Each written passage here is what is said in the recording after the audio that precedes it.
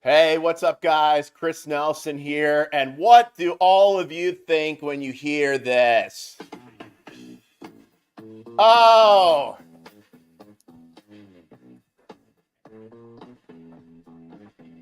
there it is.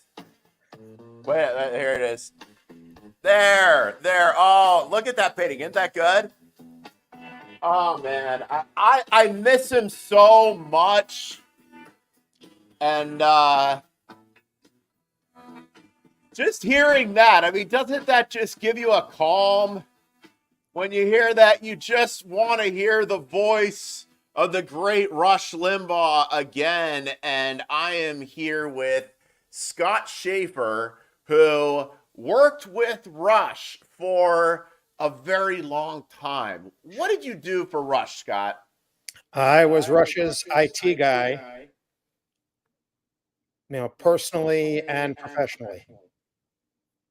So you did everything. You hooked everything up in the EIB studio and everything like that. What was that like? How did you meet Rush, and how what was that like?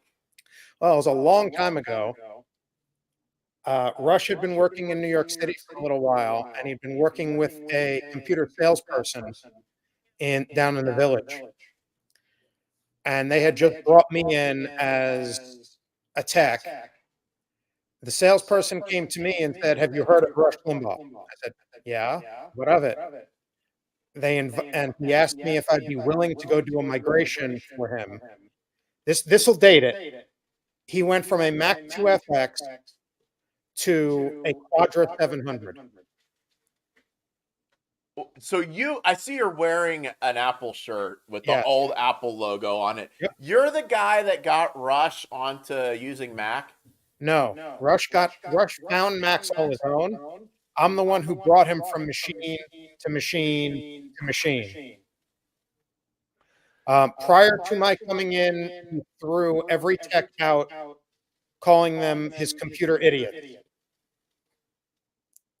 So he was calling everybody his computer idiot now, and then brought you in, and then you became the guy. And I'm a Rush baby, as is Governor Ron DeSantis, and we are a generation of people who we're around 40 now. Like, I'm 40 now, and as you can see by the gray hairs that I got coming in, but everything that I learned about conservatism and everything that has shaped my political view came from Rush Limbaugh.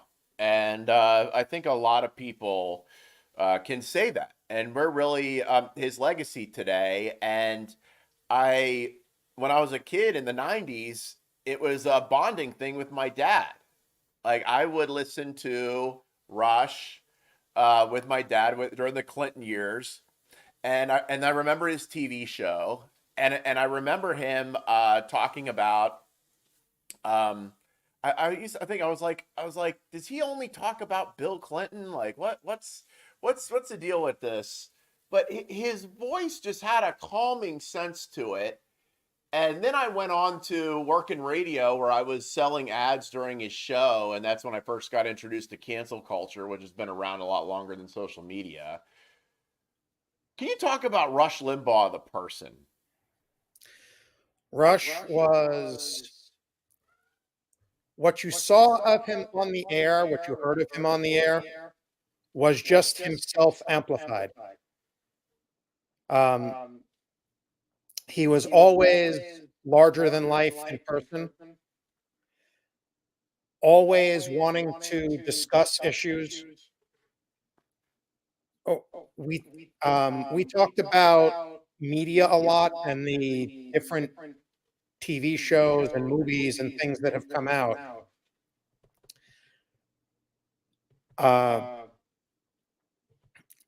That sort of evolved over the years. I remember during the 2000 election craziness, I was in the studio doing something for him, and we got into a discussion of how the Middle East got to where it was then and where it was headed. and he wanted to know what I thought because he knew I grew up in Brooklyn and, and was very far from where, a different experience than he had. Growing up in Cape Girardeau, Yep. Missouri. And I just want to play a clip from Rush's old TV show about how he foresaw the wokeness and the things that were coming. Here, I'm going to share the screen. Let's play this here. This. Because I'm wearing these ribbons. I care more than any of you about anything. And these ribbons say so. I want you people sitting at home and you people in the audience, look down at your lapel right now. I want you to do this. Put the camera back on me. Do this. When you look down, what do you see? You don't see anything because you're not wearing any ribbons. It means you're a bigot. It means you're a racist. It means you're a sexist. It means you're a homophobe. It probably means you're a white guy. It probably means you're a European. And you alone are responsible for all the ills of America. But I'm not, because I'm wearing these ribbons. I care more than you. This is 1993, and he had it right. He knew how the libs and how they act and how they use these things to make themselves feel better about themselves, like fighting against climate change, quote, things like that as virtue signaling. Just talk about Rush and his ability, how he knew the left and how he knew them and could articulate what was really going on with them, even back in 1993. I always found it uncanny. He was always able to cut through all the static, always. He always knew exactly what time of day it was. He always saw the distraction coming before they even brought it up. He thought that the Contract for America that Newt Gingrich brought out was going to really cause Clinton some headaches. And he was right. And that wound up leading the Clinton administration to probably be more conservative than most other administrations we've seen to date since then. Now, talk about Rush's relationship with Donald Trump, because not only was Rush a fan of Donald Trump, but he was also a neighbor of Donald Trump. He lives on Palm Beach Island, like on the opposite end of Mar-a-Lago. Just describe his relationship with Trump. It's not an easy thing to pin down because I wasn't privy to a lot of that. I know that there was a personal relationship. I know that they spoke often, both on and off the air. I know that they went golfing periodically. It's pretty much the majority of what I can tell you about, how that evolved. But I do know that he had a way of reaching out when he felt something strongly, to at least get a message through. And and once President Trump was in the White House, he did have to go through channels to make that happen. Yeah, and do you think that did Rush have an effect on Trump? Because I think that Rush had a profound effect on Trump. And what do you think that Rush would have thought about Trump's recent lurch to the left when he's talking about accepting a BLM endorsement and going soft on abortion, calling the heartbeat bill a bad thing, stuff like that? I think that Rush would have had an objection to it personally. He might have voiced that privately, but he probably would have avoided any public criticism because he was always trying to push the people in office, the people in power, the people that he respected and supported in the right directions. If you remember back during the Bush administration, W. Bush, he was always trying to make suggestions, both on the air and off, um, to try and nudge things into a more conservative vein. I don't think he would have been happy with the denouncement of the heartbeat bills. I don't think he would have been happy with the BLM notice. Look, if this guy from BLM is truly endorsing who Donald Trump is and was, and truly has started to believe conservative values, why is that not in either his statement or President Trump's statement? It's purely, it seems purely a populist directed move. My take on President Trump is that he was always a populist before anything else. And when conservatism was in vogue, or he could use that in his, in the right direction, he definitely went with that. Here is President Trump giving Rush Limbaugh the Presidential Medal of Freedom. Rush Limbaugh, thank you for your decades of tireless devotion to our country. Oh, it just gives, I miss this Donald Trump. I really do. I do. Gives me chills. Look at this. Oh, this pissed off the lid so much.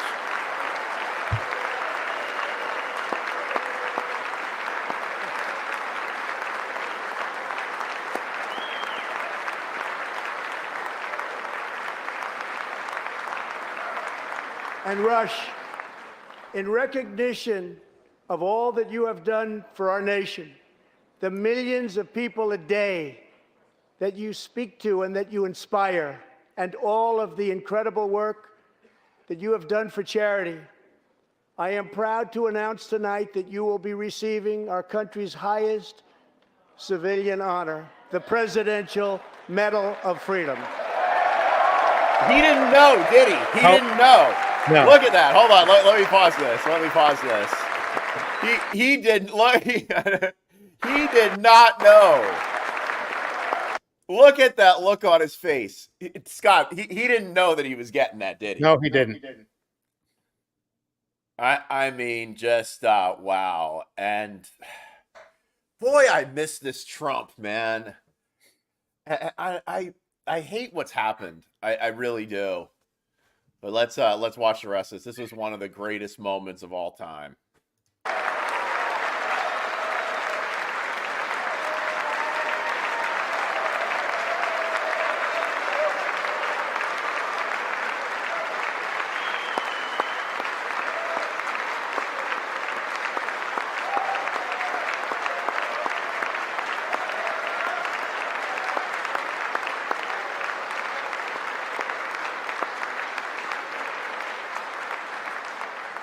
I will now ask the First Lady of the United States to present you with the honor, please.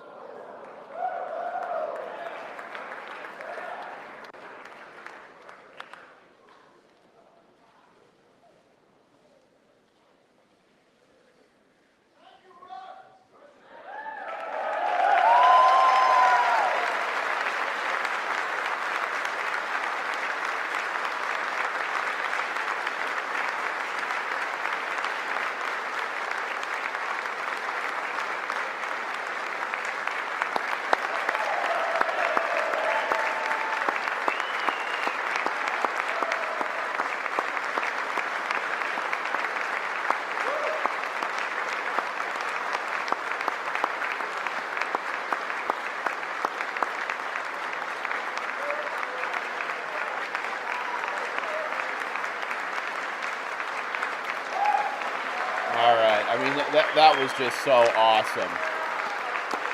That was good. That was really good. Okay. All right. Rush and Catherine, congratulations. Thank you, Catherine.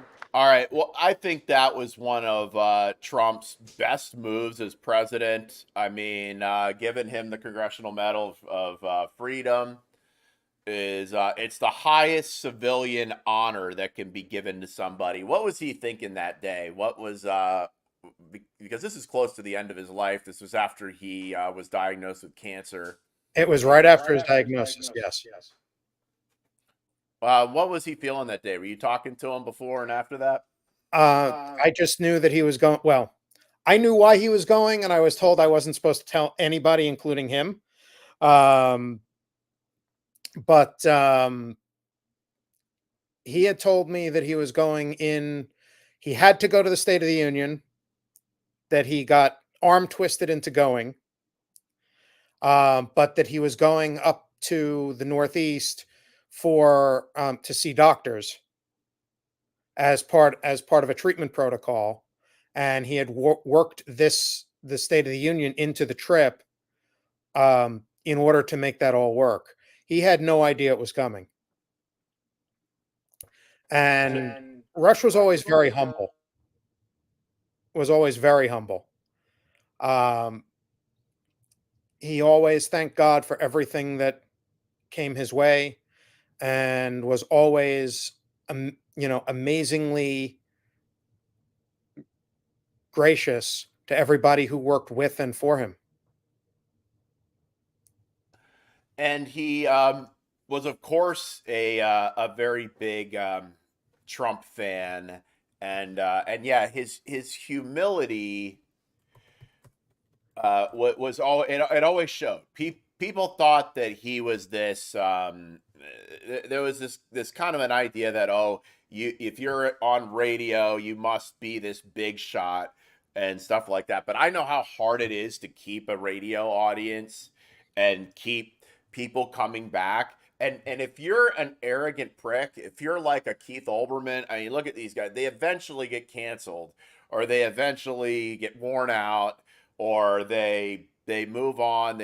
I saw a lot of people that were like, "Oh, we're going to be the Rush Limbaugh of the left," and then they were nowhere to be found. A couple years later, you always heard that kind of thing. I remember when they started Air America and stuff like that. But he just was.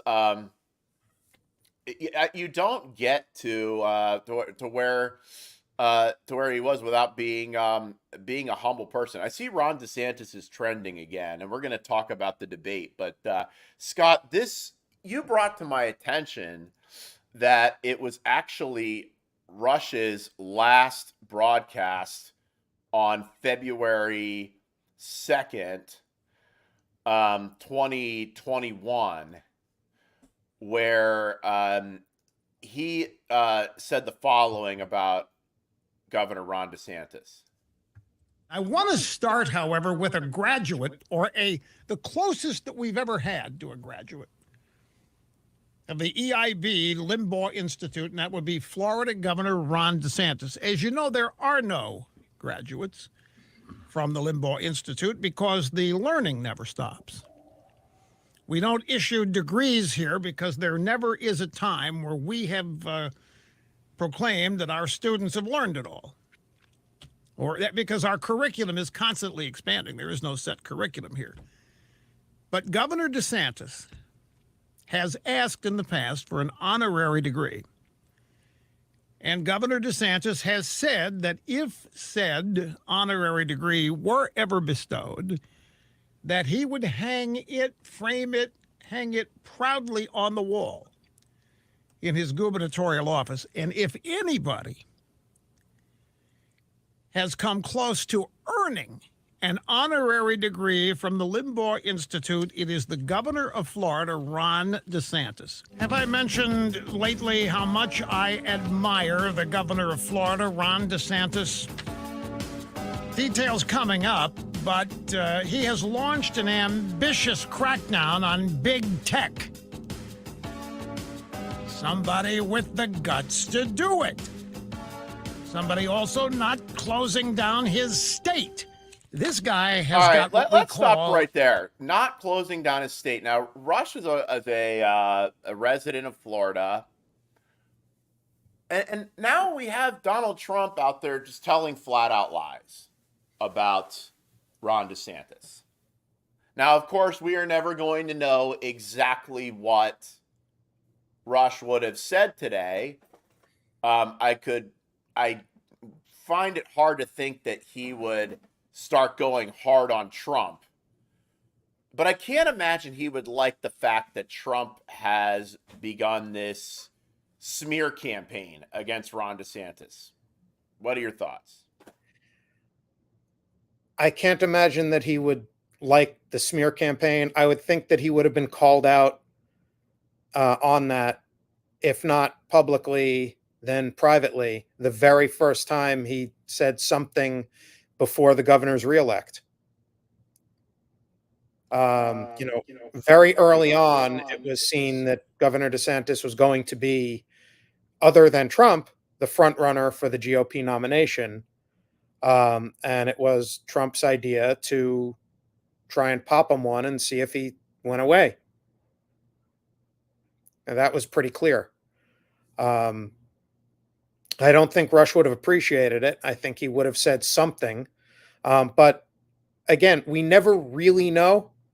Rush had a tremendous amount of loyalty for everybody that he had ever worked with, endorsed, or befriended, and always gave them second, third, fourth chances as he could in every situation.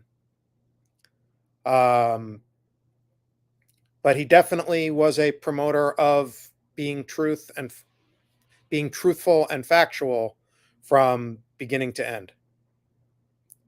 I think that he would have spoken up and said right away, during the reelect, he would have said something to counteract the comment when President Trump actually lavished some favor on Charlie Crist. Yeah, and you talk about public versus private. And I kind of had a little bit of a faux pas of that myself, where I was on a Twitter space this morning and said something that needed to be said, but it really should have been said in private. And I wonder what kind of effect that Trump or that Rush had on Trump, because Trump started losing me shortly after Rush's death. Is when I noticed a change in Trump. He would not renounce Fauci. He would not renounce the libs, and he started to become more lib. It's almost like he reverted to being a New York lib Democrat. Do you think that Rush's death had an impact on Donald Trump? I'm sure it had an impact. But I'm also sure that no longer having that voice available to him, no longer having that counsel available to him, who are the other conservatives that would have his ear? Steve Bannon is at arm's length. The majority of the people talking to him now are former Bushies. People from the Bush administration that parted company and jumped over to working with Trump during the administration or, during the transition. And, now they have stayed around. And I see that, and I got a comment from Mike Boatman, one of the Trump people on social media that I haven't blocked yet, because some of them have just become so insufferable. I'm not, look, if you're posting pictures of polls, and we'll get to that in a minute, DeSantis in high heels, or if you're just posting derogatory, negative things, and trying to bring me down, bring DeSantis down, I'm not going to listen to it. And I've noticed that's become Trump's mantra now. It's not what I can do. It's bringing DeSantis down and smearing Ron DeSantis. Ron DeSantis, we saw him at the debate last night, defended Trump again. Has has Trump changed? Because Mike Boatman's saying Trump hasn't changed. I very much disagree. I can that this Trump we have today is not the same Trump who was giving Rush Limbaugh the Presidential Medal of Freedom just a few years ago. Thoughts? He's the same, but he's not the same. There are other instincts that are Trump's instinct is to punch or to punch back, and to try and get ahead of any attack. But his instinct is also to want to be loved, to want to be popular. You can see this from when he first came down the escalator. Look, when he started his campaign in 2015, he did not have the grassroots support at that point. It wasn't until he found a couple of issues that started to resonate. And it's very easy to lose sight of the issues and simply get lost in the popularity. And that's what it seems to be. His behavior is very similar to what he did in his first run. You saw in his first run, he attacked John McCain. He attacked Ted Cruz. He told all kinds of crazy things about Cruz. But he rose above it in that campaign because the issues took center stage. I don't know that the issues can take center stage in this case because too many of them will fly in the face of Trump's ego for his performance in his first term. The issues in front of us are medical tyranny, making sure that the border gets controlled and that we actually have a country to speak of, getting the budget under control. These are all things that he talked about during his first term, but he didn't effectively do in his first term. Everyone seems to forget he had both houses of Congress in his first 2 years. And other than a tax reform bill, which while impactful was still, those cuts still need to be renewed at some point because they were cuts, they weren't a reformation. He still didn't get anything truly substantive done. He got blocked by Paul Ryan. He got blocked by McConnell. And his continued lavishing of praise on those guys. He had the option to get McConnell out. At the time, if he had supported McConnell's rival in Kentucky, McConnell wouldn't have won re-election. I remember that, and I was just like, "What are you doing?" I mean, he had a guy running against him, and Trump had the kind of juice just in his endorsement, which used to carry a little bit of weight. Yeah. Doesn't really anymore, but it did back then. And I just, when I saw him getting behind Mitch McConnell and that silly little video that he played with Mitch, and it was like, "We're at a crossroads here." And do you remember that video? It was silly. Mm-hmm. And Trump's just like, Mitch.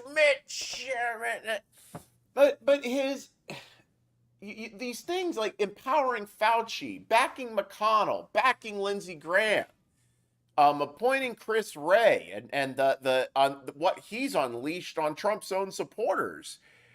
You put these together and you start to notice a pattern.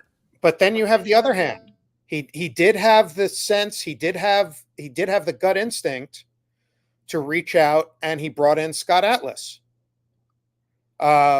He brought in Scott Atlas into the coronavirus task force. Unfortunately, too late, and didn't take enough of Atlas's advice. But he did. I think Trump's instincts are very good. I think that Steve Deace has a saying that no one can rise above their own worldview. What is Trump's worldview? His worldview for 2015, 2016 was he was adopting conservatism and conservative ideals because that's what the country needed. That's what he felt the country needed. I think he doesn't. I'm sorry. Go ahead. Continue.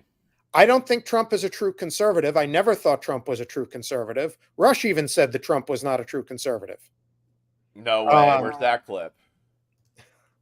Or did he not say that on the air? He said it on the air.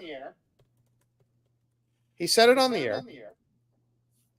Yeah, Rush was not a kind of guy that would talk smack about anybody. He was himself. You can probably speak more to this, but what did he say? Because I'm looking for this.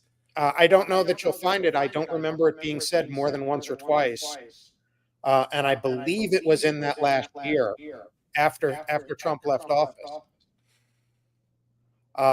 Those last couple of months.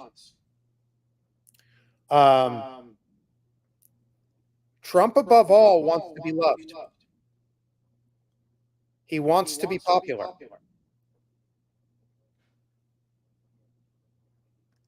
Yeah, and that to me, that's like that just jives with what we're seeing now. And here is Rush. This is him talking about Trump's legal team.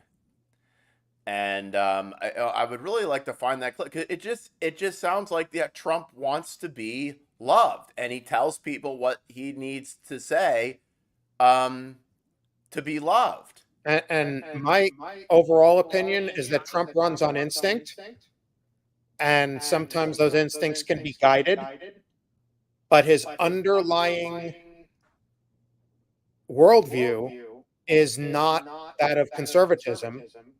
It's much more in the direction of populism. And populism to me is just like, I'll say whatever to be popular. That's what populism is to me.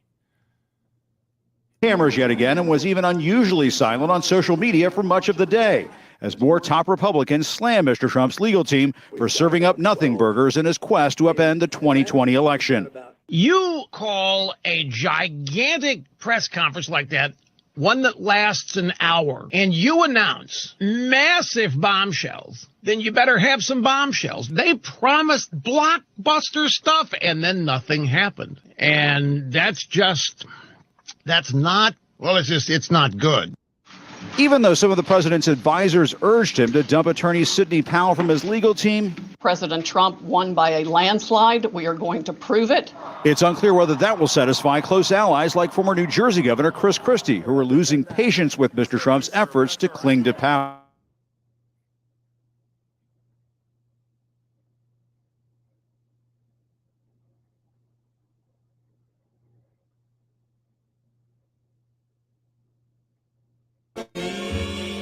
I'm switching over here to my other internet because it's kind of going in and out. I hate that. But there he was. I don't remember that. I don't remember that when he was calling out the legal team and saying, like, where's your big reveal here? Oh, he was very frustrated by the whole thing. I remember it clearly. I was frustrated by the whole thing. Anyone who watched had to be frustrated by the whole thing. Look, to this day, I believe that Trump may have had the votes to win the election. He didn't have the organization to make the election honest. He didn't have the team in place. Anyone who reviewed the CARES Act, which Trump signed, has to know that there were pieces of that bill that grant all kinds of leeway that could lead to election malfeasance. And if you look in states where you have Democrats in control, that's exactly... The polls did not match the end result. Not in 2020, not in 2022.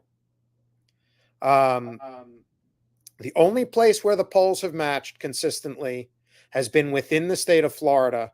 And even then, there's still a lot of hedging going on there's a lot of funny business going on in those numbers. Funny you bring up polls, because when I see Trump and these people, I mean, people that I guess I thought knew better, but Trump has based his entire campaign on polls. He's using them to duck debates. He's hiding behind them. And there's no substance. It's just, here's what this guy in a bow tie who claims he called nationally, where he picked these people from, who the hell knows, but they're likely Republican voters. And overwhelmingly, every time it comes out that they want Trump over Ron DeSantis. But Chris, have you looked at the statistics? Have you looked at the crosstabs of some of these polls? 1% on Trafalgar. They're coming up with a 1% response rate, and they're still only coming up with 500 to 800 respondents on a nationwide poll. Really? Okay, so take me through that. 160 million registered voters. 160 million registered voters. At least 80 million of them are Republican, and you can't find more than 2,000 respondents. My phone hasn't rung.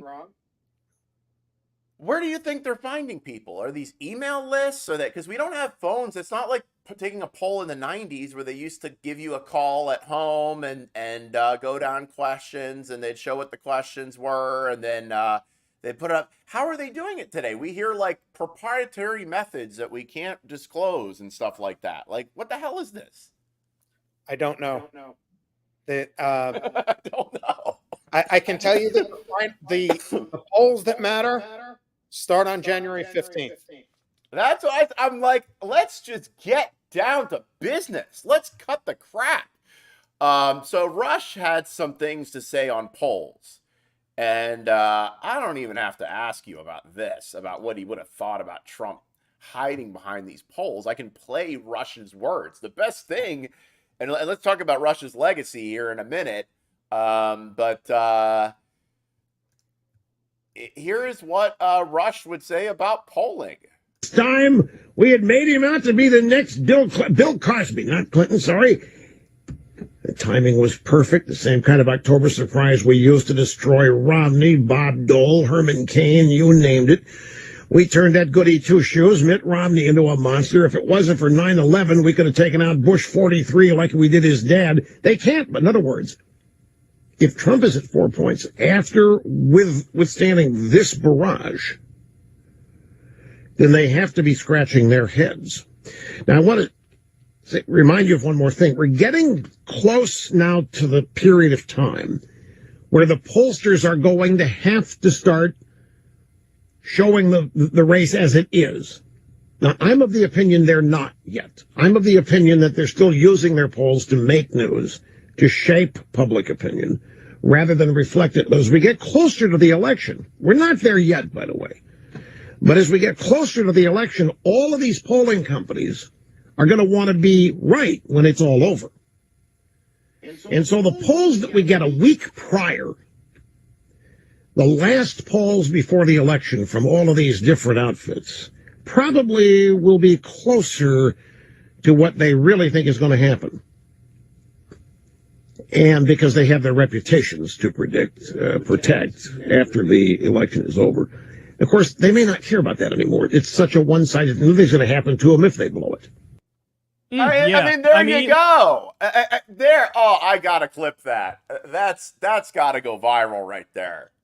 Because what I remember about Rush, about polls, he would always say this. He would say, polls are meant to shape public opinion, not reflect public opinion. Thoughts? Trump said the same thing. If you go back to Trump in, I'm finding it now so that I can read it exactly.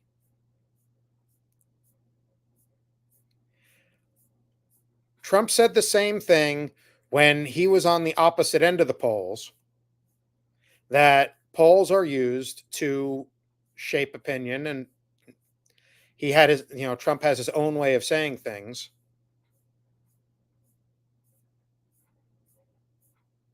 Well, he probably got that from Rush. I mean, he probably picked up a lot of the stuff listening to Rush. And I think Trump was very tuned into Rush because he knew that that Rush represented guys like me, like Middle America. Guys like me and you. And if he was going to tap into us and become president, then he was wise to listen to Rush and take on some of his views.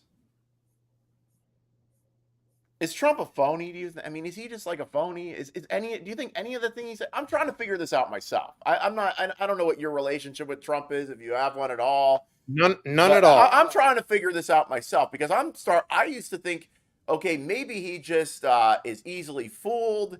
Maybe he was trying his best. Now I'm starting to think he might be exactly what the left has said he was. Yeah, you're right, Mike. January 15th will be the only poll. I'm with you on that. But I'm starting to think, has this guy just been lying to us the whole time? That's what I'm trying. I know there's no real answer to that, but that's what I'm starting to think. There are positives to take away from Trump, and if Trump could have some self-reflection, then overall his way of doing things and his desires to be a force for good would definitely be a positive. But I think that he is too immersed in his own popularity at this point.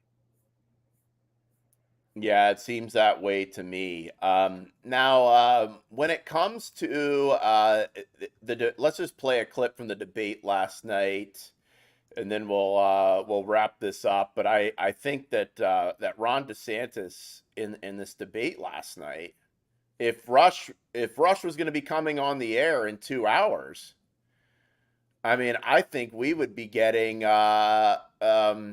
You'd be getting a greatest hits of everything that happened at the debate for sure. You would. You'd be getting greatest hits, and I think that there's a big gap here because you mentioned Steve Deace, and that I've heard that from a lot of people that he's about the closest thing we have to Rush Limbaugh on the radio now or anywhere. But I stopped listening to any talk radio, and after Rush died, and these podcast hosts are just they're just insufferable to me. I can't listen to them. They don't really do what Rush did in any way, and they but you're right, he would be. Go ahead. Yeah, he would be. A lot of them have their own niche. They have their own way of doing things and saying things. Look, Rush was one of a kind.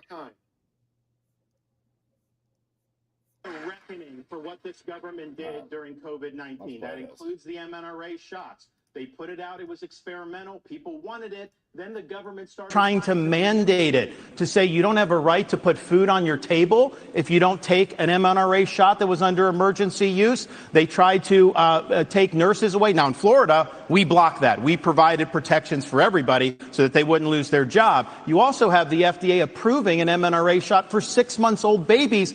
There was no data to support that.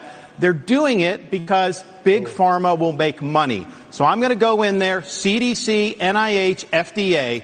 We're going to clean house. There's going to be a reckoning because right now nobody's been held accountable for any of the damage. And they're going to try to do it again. When I'm president, this will never happen to our country ever again. Yeah, we need a reckoning for what this government did during people. I mean, Rush, I know. Look at that, man.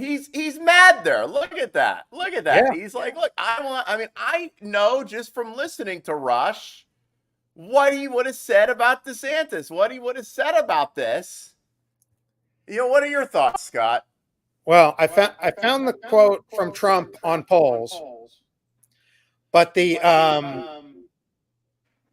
but Rush would be equally upset. And he would point out that Trump is going to have, I would think he would point out that Trump is going to have a very hard time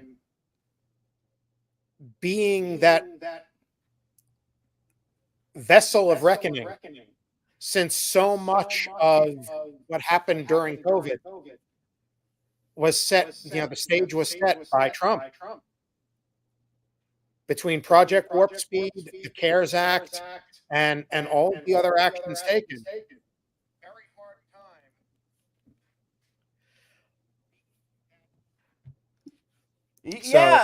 Yeah. I mean, he did, and there we go. But I just think, and Rush would be breaking these things down. He would be going through and breaking these things down and playing all these clips from the debate and giving his take on it. And a lot of people went to Rush for his for what he thought. And here's something from the debate last night. You actually had Ron DeSantis defending Donald Trump here and talking about how he got the election secure here in Florida. Many Republicans are concerned about the legitimacy of elections. A federal judge just ruled that Pennsylvania must count undated mail-in ballots. Unlike Alabama, many states still don't require any identification to vote. What should states do now to increase election integrity and voter confidence for the 2024 election? Well, Tom, thanks for the question. Thanks for what you guys do at Judicial Watch. It's really, really important. There's a lot of corruption in this government. You guys are doing a great job. What you should do for election integrity is do what we did in Florida. 20 years ago, Florida and elections was a joke. Everybody would laugh at it. I came in, I removed a couple supervisors from South Florida. We require voter ID universal, no Zuckerbucks, no mass mail balloting, and no ballot harvesting. We even have an agency that prosecutes people for violating election laws. The result of that, in both 2020 and 2022, we counted millions and millions of votes on election night, produced the results, it was transparent, and everybody was happy. That is not happening throughout this country. But let me tell you this as the nominee. I think it's important. Not every state's where we need to be. There is ballot harvesting in places like Nevada, all these places. I am not going to fight with one hand tied behind my back. I'm going to have organizations in all the swing states. If they're harvesting, we're harvesting. If they're Zuckerbucks, we're Zuckerbucks. We are going to exploit whatever the rules are. I favor changing the rules to be like Florida and some of the other states that have done a good job. But until then, we have to do that. And then just on the Justice Department and FBI. I mean, I remember being, in Iraq working with FBI on the ground and being, and then I was a special assistant. I used to have such a high regard for these agencies. What they did to Donald Trump with the Russia collusion was one of the biggest abuses of power in the history of our country. These agencies need to be cleaned out. With me, you'll have a new FBI director on day one. We're going to clear out the DOJ, the IRS, all these places. Buckle your seatbelts. There's going to be a new sheriff in town. Oh, I just thought, and then defending Trump. The guy who has been maliciously attacking him from safely from Mar-a-Lago and then refusing to get on the debate stage. What do you think about that? That's the difference between someone who has a conservative worldview and believes what he says. He's going to point out the positive, even if it's from someone who's been attacking him. Wow, just wow. And sometimes I think, Scott, that without Rush, it's gotten harder. It's been harder, hasn't it?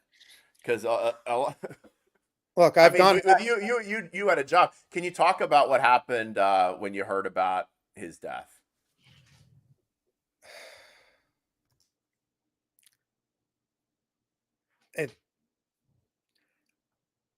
I had a feeling it was coming. I mean, we all knew it was coming because he made the announcement a year before.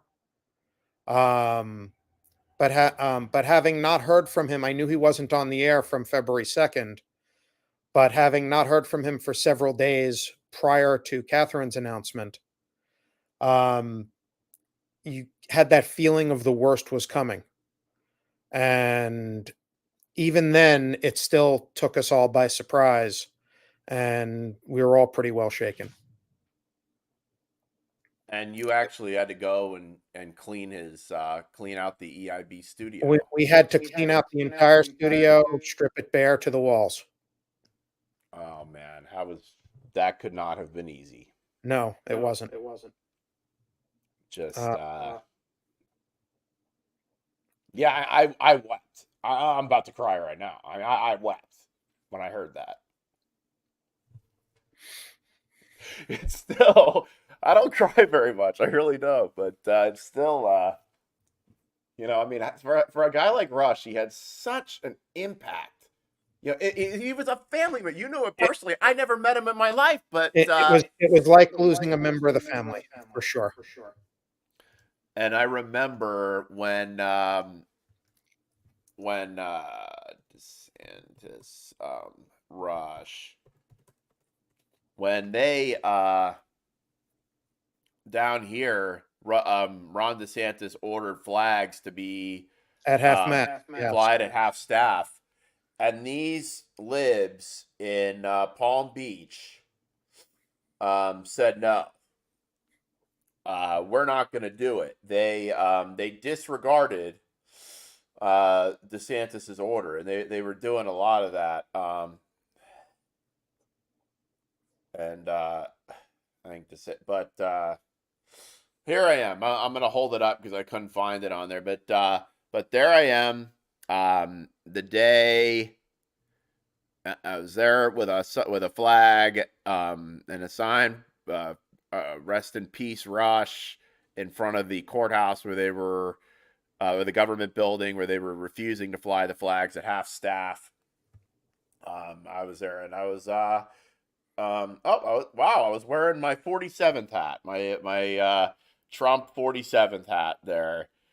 This was back in 2021, and news came out, and I just wanted to be there standing for Rush, holding up the American flag because he loved this country, and that was just disgusting that the Palm Beach Commission refused to do that. But it just showed. I mean, you just look who your enemies were. Look who his enemies were, and he drove the libs crazy because he had their number. He had their number. He had them figured out. He called them out.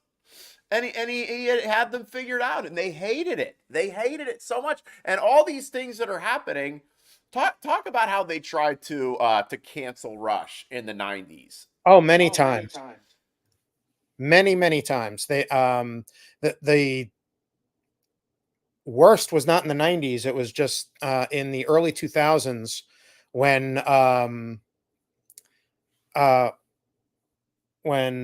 Senator Harry Reid, Rush called him Dingy Harry, sent a letter. Dingy Harry. sent a letter to the head of Clear Channel, requesting that Rush be taken off the air. So Rush got a copy of the letter, got the original copy of the letter, and put it for sale on eBay. Yes, and he donated it to charity. Donated all the money to charity, and Rush doubled whatever it made at the auction, doubling the amount that went to the charity. Talk about Rush's dedication to the charities that he supported. It knew no bounds. He would do a radiothon every year for leukemia, which then became even more important to him when one of his producers passed from leukemia.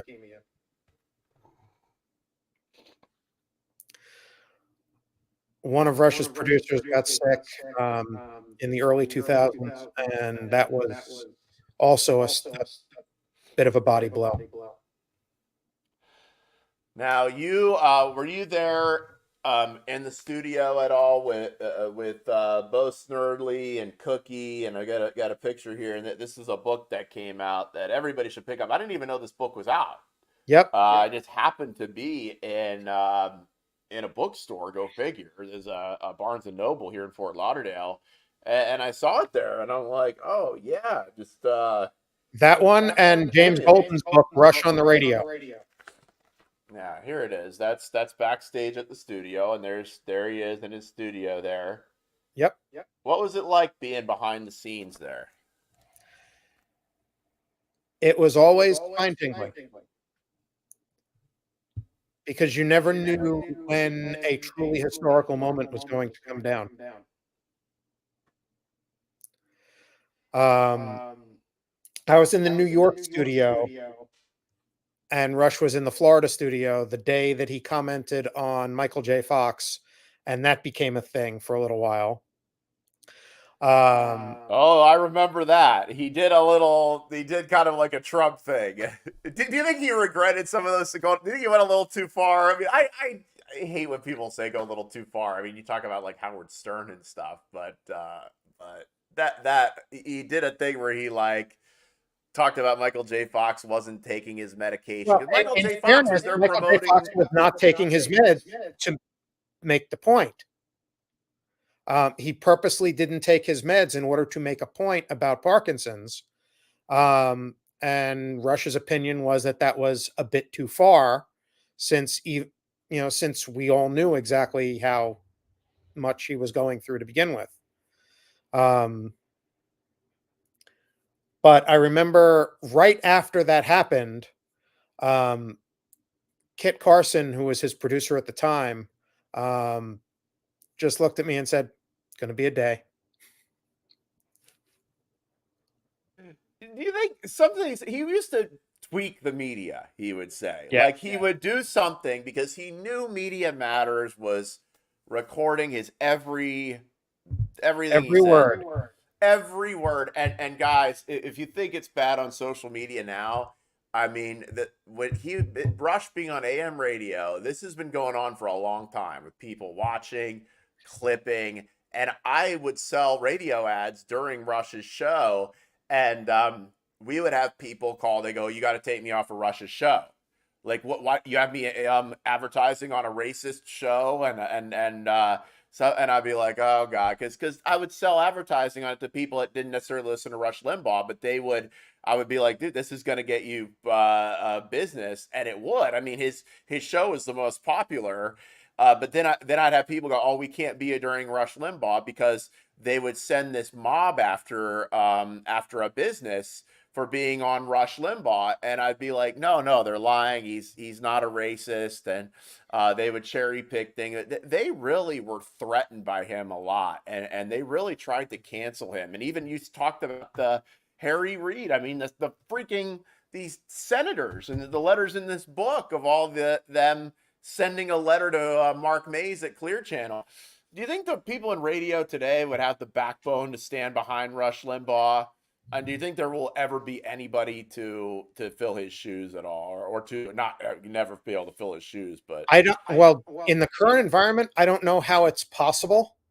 Even where you have people that have isolated themselves from that kind of criticism, the problem is the outlets are not accepting of,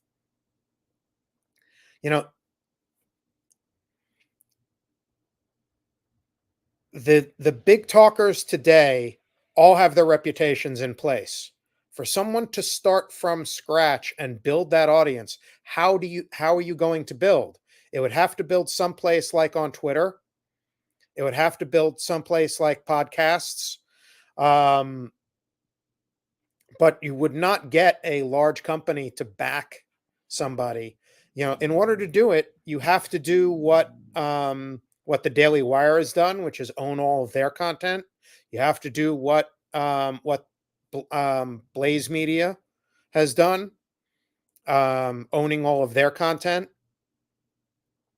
The interesting thing about the Blaze is the Blaze does not content monitor any of their personalities. Anybody who's on the Blaze is their own person and is genuine to who they are. pretty cool. Yeah, it's very cool. Again, going back to Steve Deace, he says of himself many, many times, "I don't care if the audience leaves me tomorrow. I own my show, and if you leave me, then you leave me. but I'm not going to alter my worldview to suit the audience. And that is how I think Rush ran things. I Yes. mean, and boy, he was pulling in, I think, Well, there's that's some why point like 20 million viewers, right? that's why he left doing a TV show. They wanted to moderate it too much. I was wondering because it was basically the Daily Show before Jon Stewart.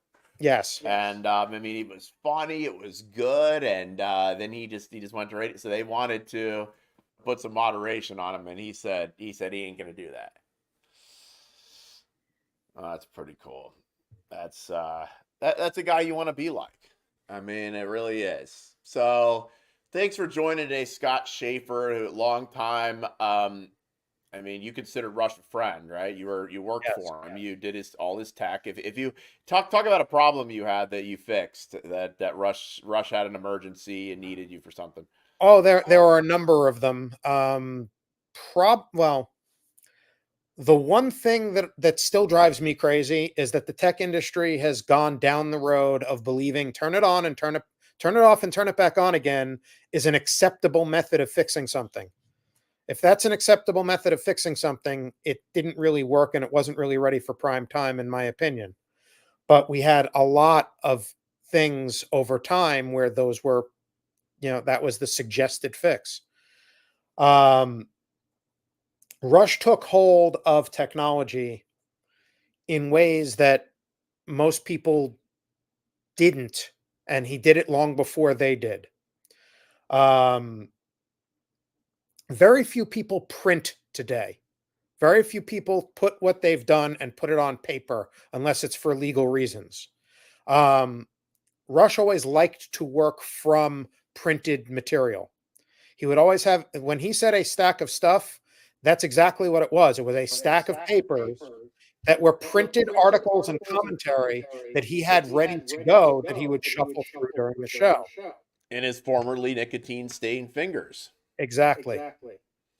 Apple had an update out, I believe it was High Sierra 10.13, that broke PostScript printing.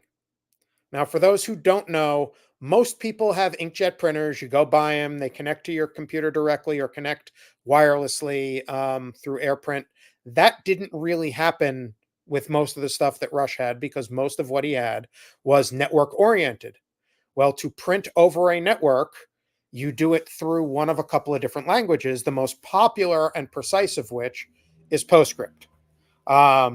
When 10.13 dropped and Rush adopted instantly upon a new operating system dropping, PostScript printing broke. And when he would go to print, almost everything he would go to print would come up with an error. The problem was that they were, the way Apple had reworked the printing process, they were taking too much HTML code and pushing that to the printer and not filtering it properly. So that became, and I had a workaround within about an hour, but that became an emergency to solve that took cooperation between Hewlett-Packard and Apple to get fixed in the long term. Oh, wow. So you had to actually, you got in and you got the thing done. It wasn't just turning it off and on again. You actually solved the problem at the root. Right.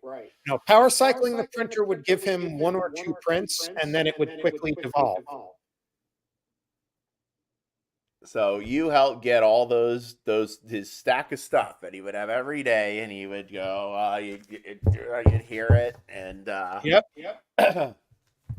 And he had quit smoking long before, and but boy, I guess it can just, even if you smoked back a long time ago, he used to smoke a lot of cigarettes, right?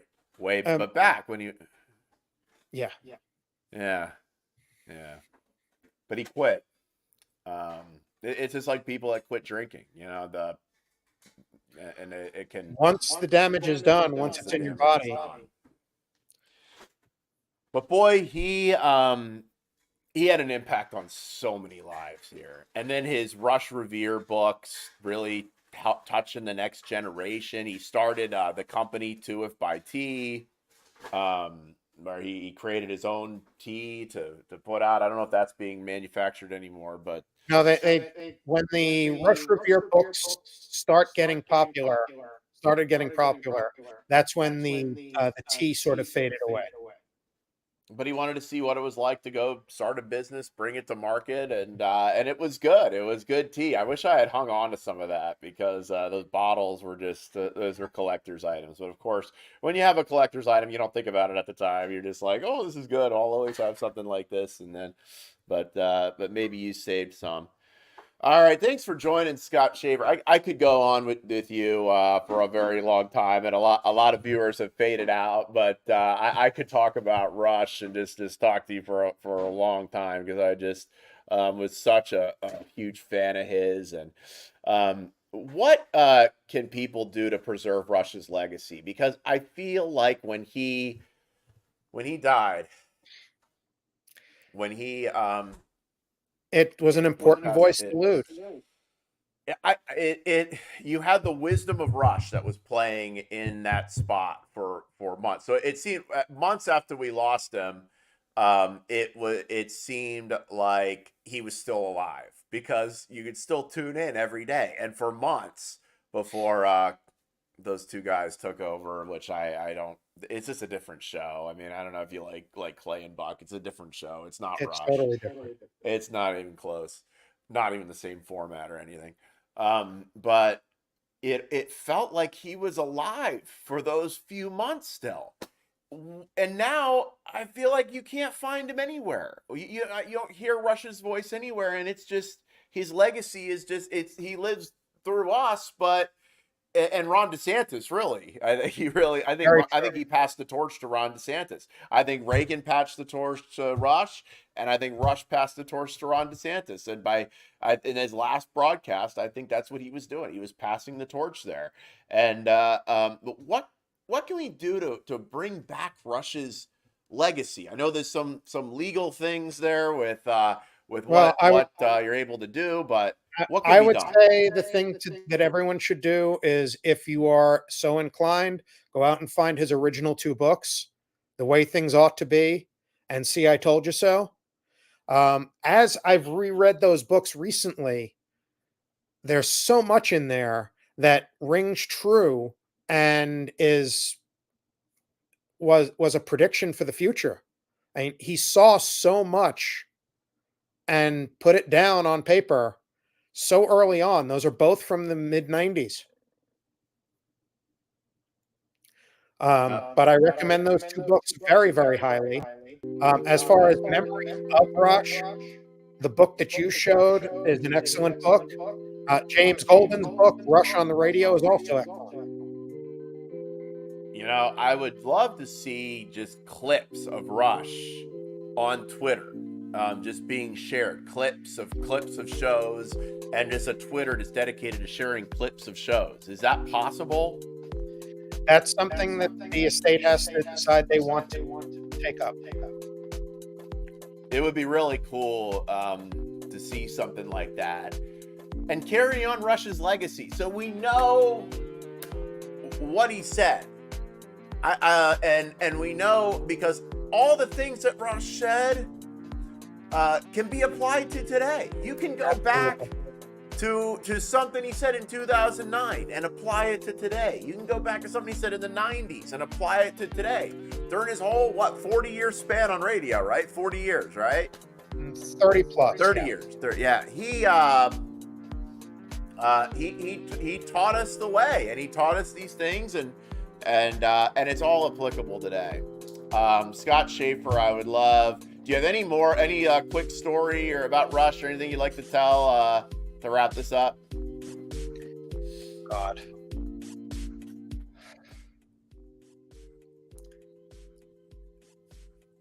You know that Rush was a big iPhone fan. Oh yeah. Big Apple fan. Loved to get the latest and greatest phones every year. It was my role, or it became my role, to coordinate making sure that he had his initial first few phones on release day. So Wow, the because he Friday morning always had the new iPhone. always had the new unit the day of release. And I'd work that out with people within Apple or within AT&T or within Verizon. Any way that I could get someone to come up with a couple of units for him that day, because the moment he got them, he wanted to be right in. Well, that is awesome, Scott. That's so cool. And how blessed you are to have known Rush and worked with him. Thanks for joining, Scott Schaefer. Please like and share this around. This is Chris Nelson. Thanks for watching.